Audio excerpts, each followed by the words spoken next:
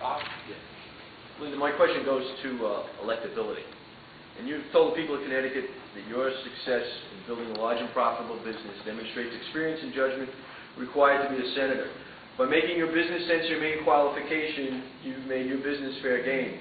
Should you secure the Republican nomination, the Blumenthal campaign and the YouTube world will relentlessly display disturbing clips of WWE events produced while you were in charge. Some of these images are brutally unpleasant even to describe. These are videos depicting the degradation of women who are made to crawl on all fours and bark like dogs, simulated necrophilia in a coffin, even a wrestler throwing an amputee in a wheelchair down a flight of stairs. It is a sad and sorry collection of ugly images which relentlessly glorifying sadistic gang beating, nihilistic vandalism, and sexual perversity, much of it aimed at children and young people.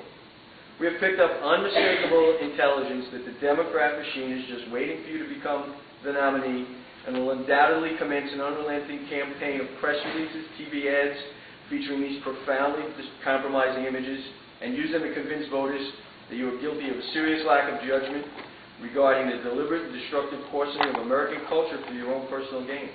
These lurid narratives will be picked up like catnip by the press, putting your campaign on the defensive for weeks, effectively running out the clock during the general election, and deliver defeat to the Republican Party.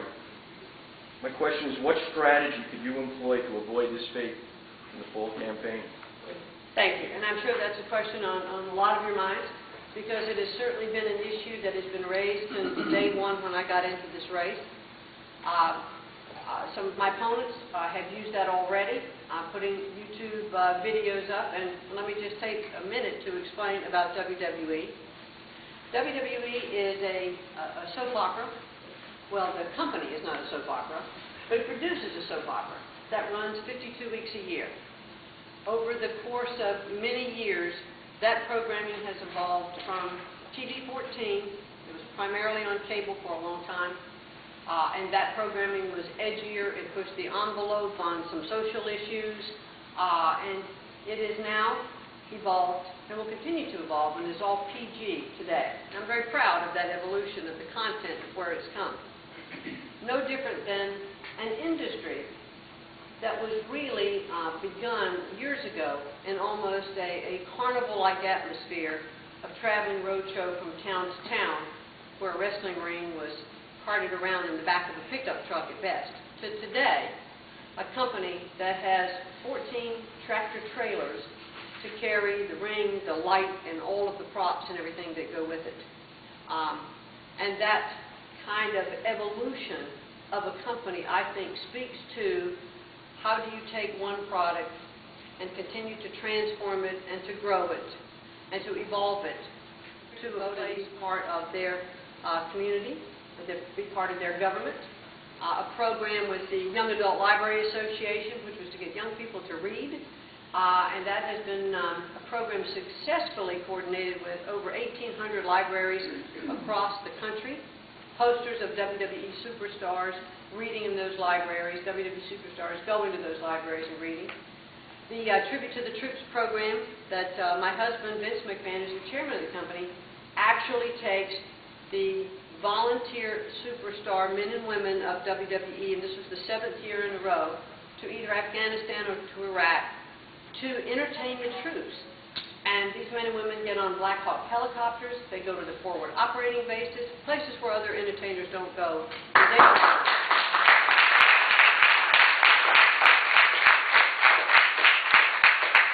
WWE is seen worldwide on the Armed Forces Network. And so that and the work WWE has done with Special Olympics and also with Make-A-Wish Foundation. Make-A-Wish Foundation awarded WWE its highest award, the Chris Precious Award, over 2 years in a row. So while I agree with you, there is some footage that's there that I wish weren't there, but it is. It's a product that was produced. I'm not sure how much the Democrats will use it. I think they will use some of it clearly. But, you know, the strategy there is to talk about the benefits of WWE, how socially responsible WWE is, the fact that I've taken a company that started with my husband and I sharing a desk to now one that's traded on the New York Stock Exchange.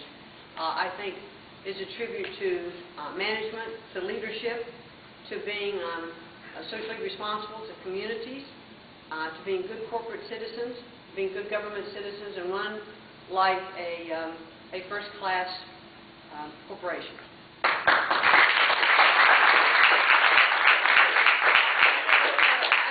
Linda, that may be the case.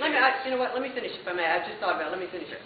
So how are we going to turn that around? I'm going to continue to do what I'm doing today. I'm going to be out talking to people like you. You're going to have to look at me and decide if you think I'm the right candidate to send to the United States Senate. I will also have a vigorous marketing campaign on television, with commercials talking about my candidacy, which I believe will be countering those. We will also be pointing out, I think, some things with Attorney General Blumenthal that will show that, that there's some things that he has to answer to as well. I have a company that's created over 500 jobs here in Connecticut, contributed to the economy of Connecticut, continues to employ people in Connecticut, in a place that's, a company that's grown here since 1983. I think there are a lot of very positive aspects to WWE, and those are the things that I will be talking about. But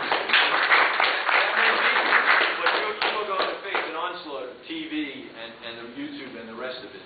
That there is ample amount of footage. It's endless amount of YouTubes that are going to be coming at you, regardless of what you say. Every candidate does. So I can only tell you that I am... Degradation of women coming out? No, our concern is electability. Our concern is that they will be able to derail the campaign off. Because of that, there's only a sweet spot from Labor Day to Election Day, and they'll spend weeks pushing right off the side.